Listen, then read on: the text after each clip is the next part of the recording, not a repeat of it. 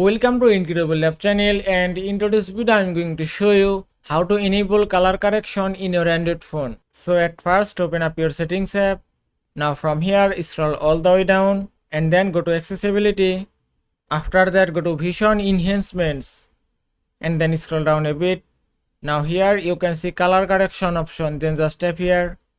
Now by tapping here you can enable color correction and it's done. Now if you go to home screen, now you can see the color correction has been enabled successfully. Now if you go to same settings again, now here you can see 4 options: dew tone, pro tone, tree tone and grayscale, and you can choose any color as you want. Also if you go back, then tap on color filter, you can also enable or disable color filter from here. And that is how you can enable color correction in your Android phone. I hope this video was helpful. If it was, please give it a thumbs up and don't forget to subscribe.